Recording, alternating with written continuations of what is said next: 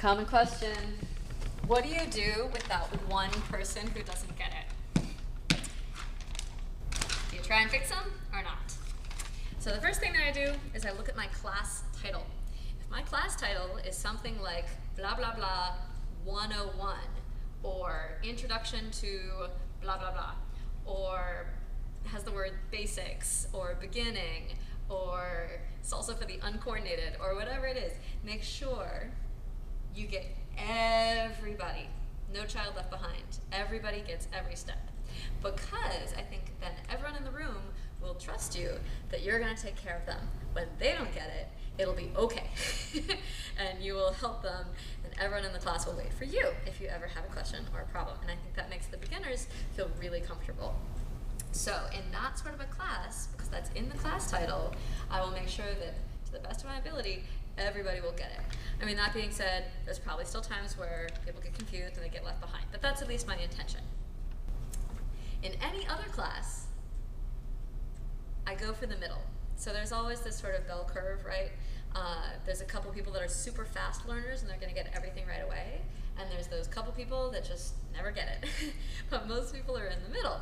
So I want to try to make those people happy. And I'm gonna try to aim my materials so most of them are a little bit challenged all the time. Especially at Google, people are used to information kind of coming a mile a minute.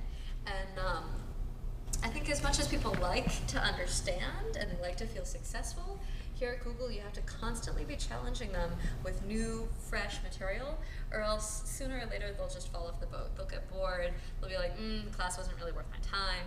So I try to push people here more than I would at other locations where people aren't so driven and where people don't take such pride in being smart and being fast. Because people take such pride in that here, I really try to move the classes quickly, and I try to push a lot of material, more than I would in other places. So because of that, if there's a couple people that just really aren't getting it, it's not my problem. And I try as much as I can not to be distracted by that. I also try to be equally not distracted by the couple people that might be getting bored because they're just that much faster in the class.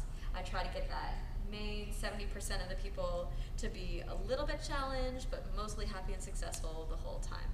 That being said, even if I'm not gonna stop the class for that one person who isn't getting it, what can you do to help them? If I can, I'll get everyone in class doing something. Maybe they're practicing with a partner, maybe they're doing a step. I'll go over to that person and I'll say, okay, I don't want you to do that fancy thing that we just did. I want you to do this basic thing. And I want you to do that basic thing for the next 15 or 20 minutes. I don't want you to do the fancy thing yet. Now this works especially well in partner dancing. So then they work just on that basic until they've got that, because they can't do the fancy thing until they've got the basic anyway. Or if it was some sort of solo dance, maybe it'd be like, I want you to just do the feet. I don't want you to do the arms. Yeah, so leave this out. Just do this. Yeah, or just do this. Just do the feet. And I will tell them that specifically, because then I've reset their goals and I've said, I want you to do this. This is your goal, and if you do this, you are successful, and I'm happy with you. And I don't want you to do this other thing. Sometimes people accept that, and sometimes people won't, but that's not really your problem. You've set them a goal that is their realistic goal, and hopefully they'll stick to it, and then they will improve. Other things you can do, promise to meet them before or after class or some other time, try to get them caught up. If you have a TA, you can have the TA work with them while you're working with the rest of the class.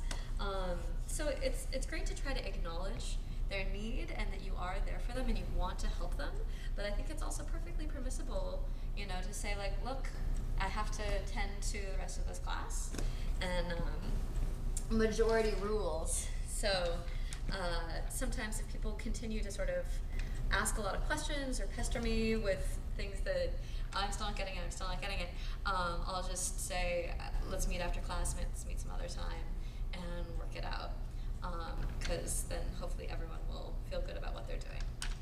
So what to do if one person doesn't get it? Keep going.